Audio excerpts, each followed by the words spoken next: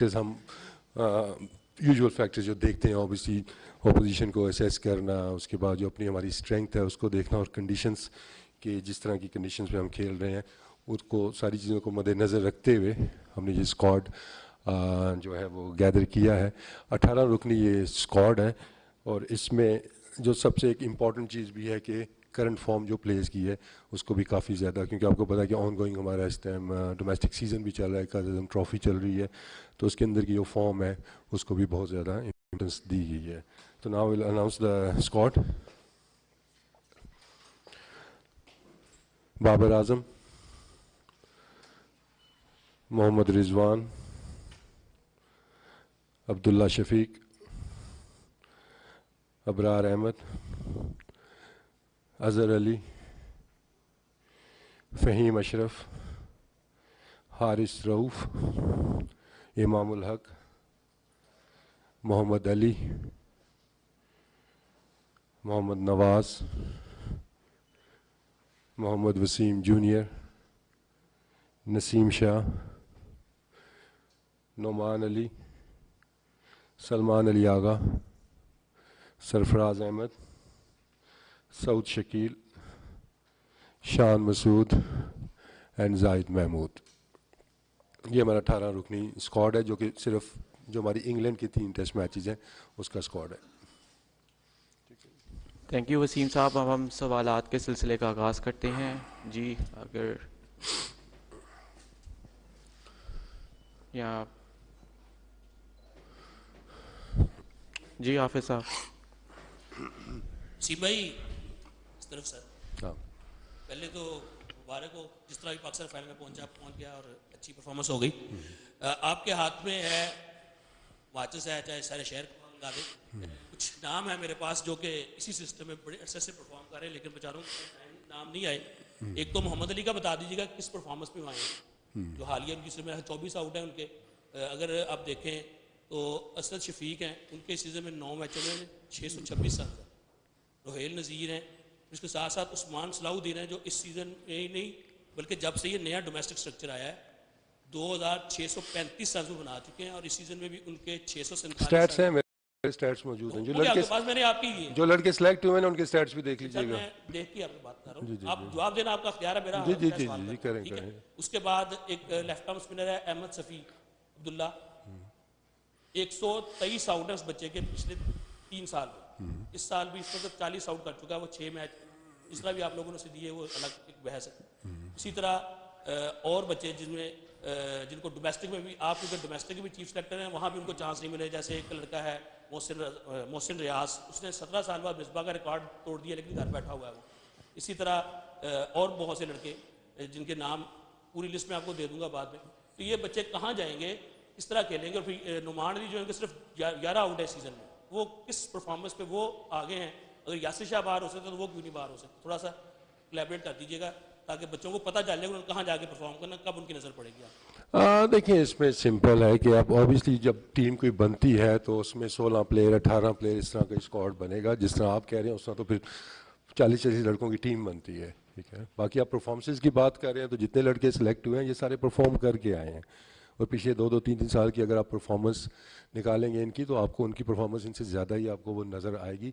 Obviously एक sequence चलता है कि जब कोई प्लेयर परफॉर्म कर रहा है, जैसे सऊद शकील है, वो पिछले 3 साल से परफॉर्म कर रहा है, ठीक है ना। अब एकदम से एक लड़का कोई और इस सीज़न में परफॉर्म कर देता है, और सऊद जिसको अभी तक चांस ही नहीं मिला प्लेइंग 11 के अंदर, तो उससे आगे वो नहीं जा सकता। एक सीक्वेंस होता है, हमने उसको फॉलो करना होता है। बाकी आपने परफॉर्मेंसेज जितनी भी गिनाई है वो देख लेंगे, उसके अंदर वो कौन से फॉर्मेट खेले हुए हैं, कौन से लेवल पे वो खेले हुए हैं।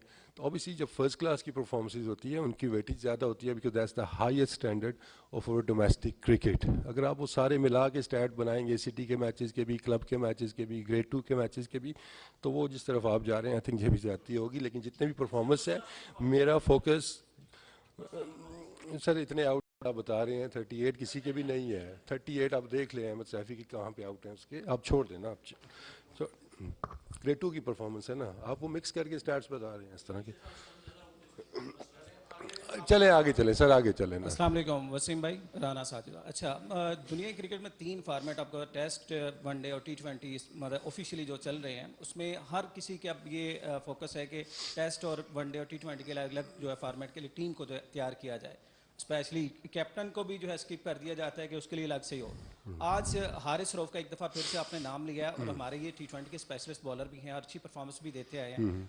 टेस्ट के लिए हमें लगता नहीं कि हमारे जो प्लेयर्स हैं, टीम स्क्वाड है, कि हम रिजर्व में इस तरह का बैकअप प्लान करें कि एक डिफरेंट फॉर्मेट में हमें डिफरेंट प्लेयर्स नजर आए जिनकी परफॉर्मेंस भी अफेक्ट ना हो और फिर इंजरीज हमें बहुत ज़्यादा अफेक्ट करती हैं। तो आपको लगता नहीं कि बाबर आजम भी इवन अगर कप्तान है टेस्ट में, अगर आपको अलग अलग फॉर्मेट पे टीम बनानी पड़े तो उसके ऊपर फोकस करें आप? देखिए, अगर फास्ट बॉलिंग की आप बात करते हैं तो ऑब्वियसली हमारा फोकस उस जानिब है कि हमारा जो स्टॉक है स्पेशली रेड बॉल क्रिकेट का वो बढ़े। एट द मोमेंट हमारे पास की बहुत ज़्यादा ऑप्शंस मौजूद नहीं है रेड बॉल क्रिकेट में फास्ट बॉलिंग के। बाकी हमारे ऑब्वियसली इंजरीज के इश्यूज भी चल रहे हैं। शाहीन शाह यू नो कि वो इंजर्ड हैं, जिसकी वजह से एक स्पेस खाली हो गई थी रेड बॉल क्रिकेट के अंदर भी। जहाँ तक बात है फॉर्मेट वाइज तो देखें, Haris is one of those के हमने इसको इससे पहले भी स्क्वाड का हिस्सा रहा है ये टेस्ट टीम का, and we have identified him कि he can be lethal in test cricket also, especially considering the जो कंडीशंस हम सोच रहे हैं कि वहाँ पे वो नए बॉल के साथ भी और स्पेशली पुराने बॉल के साथ ही कैन बी इफेक्टिव। बाकी आपने वर्कलोड की इन चीज़ों की बात की है तो डेफिनेटली उसको प्रोफेशनली मैनेज किया जा रहा है, वो चीज़ें मद्देनज़र रख के उनको देखा जाता है, उस तरीके से उनको खिलाया जाता है। डिफरेंट फॉर्मेट देखें उसमें I think we are blessed कि हमारे पास कुछ ऐसे प्लेयर्स हैं जो कि तीनों फॉर्मेट खेल रहे हैं, ठीक है ना। तो जब वो हर जगह पे परफॉर्म कर रहे हैं, आपको रिजल्ट्स अच्छे दे रहे हैं, तो फिर रिस्ट्रिक्ट कर देना जी कि ये इस फॉर्मेट के लिए या इस फॉर्मेट के लिए ये भी जाती हो। लेकिन आगे चल के हमारा है कि हम ऑप्शंस बढ़ा रहे हैं, कोशिश कर रहे हैं कि हमारे पास तीनों फॉर्मेट्स के ऑप्शन बढ़े। Thank you.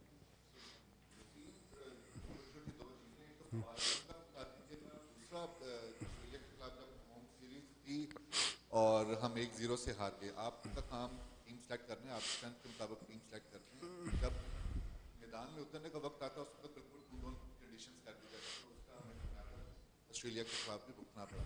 अब आप चाहेंगे कि पिचेस के ऊपर कंप्रोमाइज़ ना किया जाए, जो आपने स्ट्रेंथ दी है इसी के मुताबिक खेला जाए? देखिए ऑब्वियसली स्ट्रैटेजी के ऊपर मैं अब यहाँ पे पिचेस के ऊपर उसमें बात नहीं कर सकता, जिस मतलब जो आपका क्वेश्चन है। लेकिन अगर आप उस सीरीज़ में भी देखते हैं, हाँ देखें जब भी कुछ स्क्वाड एक सिलेक्ट होता है, जैसे अभी भी टीम हमने जो बनाई है, तो ऑब्वियसली कुछ स्ट्रैटेजी बनी है उसमें कि पिचेस किस तरह की होंगी। तो हाँ, तो उसमें यह था कि against Australia I think we played good cricket, ठीक है। हम एक मैच उसमें आए थे लेकिन ओवरऑल हम एक अच्छी क्रिकेट खेले थे, और उससे हमारी कोशिश यही होगी कि जहाँ वहाँ पे खामियाँ थी, चाहे वो प्लानिंग में थी, चाहे वो यू नो सिलेक्शन के अंदर थी, उन चीज़ों को हम वो रेक्टिफाई करें, इस दफ़ा बेहतर क्रिकेट खेलें। तो डेफिनेटली इस पर हमारा है फोकस और आपको बेहतर चीज़ें नज़र आएंगी। हाँ देखिए, जैसे मैंने अभी इंट्रो में भी कहा था कि जो हमारी करंट फॉर्म प्लेयर्स की चल रही है, हमारा उसके ऊपर भी फोकस है। और साथ साथ अभी जैसे पहले हाफिज साहब ने सवाल किया था जी, ये लड़के और नए तब आते हैं जब टीम के साथ जो खेल रहे हैं उनको चांस मिल सके। तो हमारी कोशिश है कि इस सीरीज़ के अंदर जो लड़के टीम के साथ ट्रैवल कर रहे थे, ऑलरेडी स्क्वाड का हिस्सा थे, हम उनको चांस देना चाहते हैं क्योंकि वो काफ़ी अच्छे से डोमेस्टिक में परफॉर्म कर रहे हैं, टीम के साथ ट्रैवल कर रहे हैं। तो ऑब्वियसली जब कोई सीनियर प्रो टीम के अंदर उस तरह होता है और थोड़ा सा उनका फॉर्म का भी इशू लग रहा है डोमेस्टिक क्रिकेट के अंदर भी, तो इन चीज़ों को देखते हैं तो वी हैव डिसाइडेड कि हम जो हमारे आने वाले नए बच्चे हैं हम उनको इस सीरीज़ में चांस देंगे।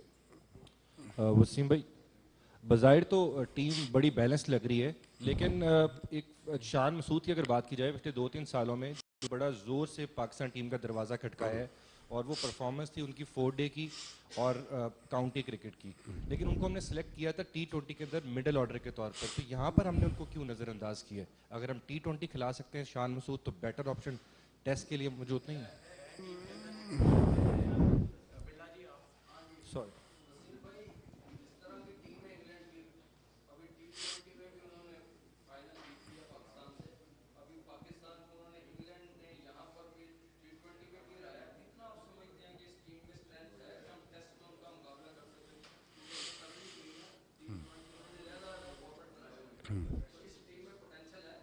हाँ डेफिनेटली इंग्लैंड को अगर आप देखते हैं तो काफ़ी मतलब तीनों फॉर्मेट के अंदर वो ज़बरदस्त क्रिकेट खेल रहे हैं, और थोड़ा सा उन्होंने अपना स्टाइल भी चेंज किया है। अगर आप रिसेंटली उनके देखते हैं जिस तरीके से वो टेस्ट क्रिकेट में अटैकिंग क्रिकेट खेल रहे हैं, लेकिन हमारे पास ऑब्वियसली एडवांटेज है, हमारे पास होम कंडीशंस, हमारे पास चीज़ें जो है वो सूट हमें ज़्यादा करेंगी, तो ऑब्वियसली इस पर स्ट्रैटी बनी हुई है।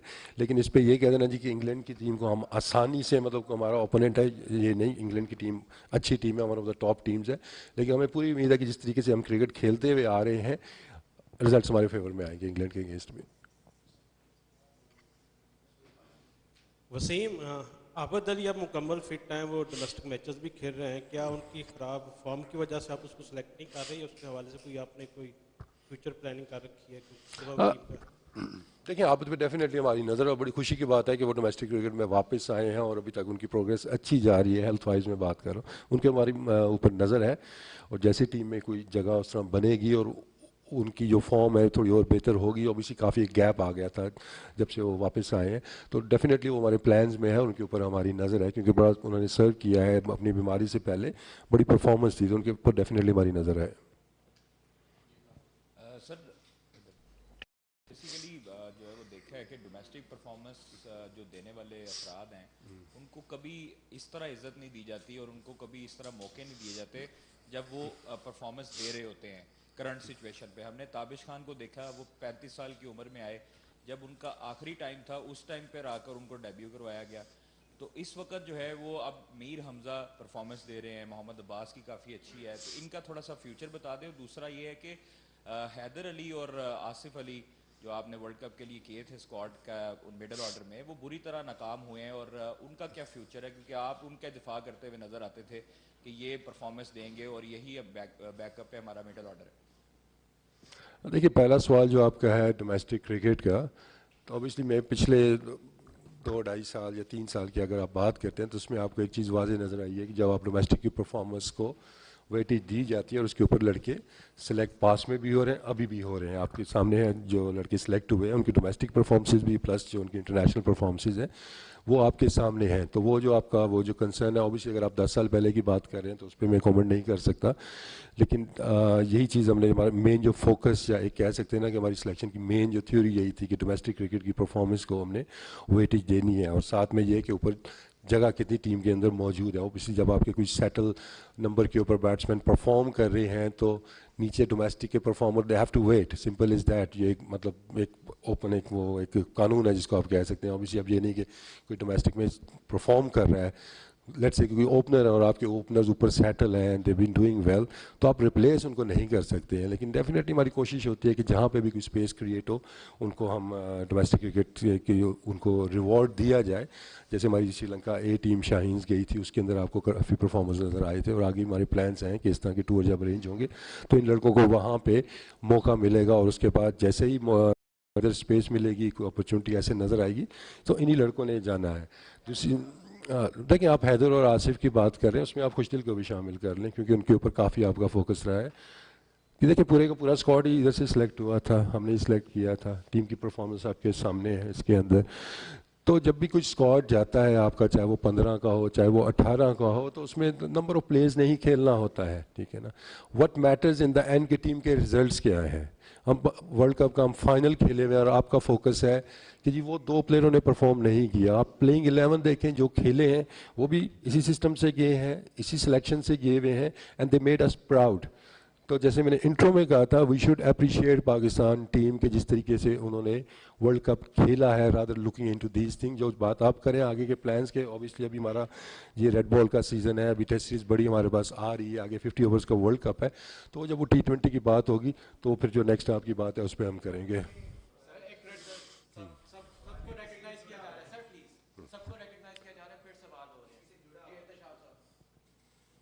जी पहले तो आपको मुबारकबाद देंगे कि आपकी जो टीम थी वर्ल्ड कप में फाइनल खेल के आई, लेकिन शुरू में जो कहा जा रहा था कि मिडल ऑर्डर, इस पर एक क्वेश्चन मार्क था और आप सपोर्ट भी करते, लेकिन वो खैर वो सामने आया एक वहाँ पे कि मिडल ऑर्डर में थोड़ा सा वहाँ पे अपसेट, थोड़ा सा नहीं काफ़ी, मतलब काफ़ी शुक्र है आपने माना, काफ़ी रहा। अभी माशाल्लाह ये पेपर्स पे तो बड़ी अच्छी टीम लग रही है कि मानिस शाहीन शाह आप कैसा देख रहे हैं अपनी बॉलिंग अटैक को? देखिए, फास्ट बॉलिंग में ऑब्वियसली जैसे मैंने कहा कि हमारे पास ऑप्शन वाइट बॉल के अंदर बहुत ज़्यादा मौजूद है, लेकिन when it comes to red ball cricket उसमें हमारे पास उतने ज़्यादा ऑप्शन नहीं है जितने कि शायद आइडियल वर्ल्ड में आप सोचते हैं। लेकिन अभी भी आप जितने ये बॉलर्स हैं इनकी अगर आप देखते हैं क्वालिटी के ऊपर, इनकी स्किल के ऊपर, तो आपको पता है कि चाहे अभी वो खेले नहीं है, मतलब अगर आप देखते हैं हारिस रऊफ है, मोहम्मद वसीम जूनियर है, they have the pace, they can move the new ball, और पुराने बॉल के साथ भी ये बहुत ज़्यादा इफेक्टिव हो सकते हैं। तो इंग्लैंड के खिलाफ टेस्ट सीरीज़ के लिए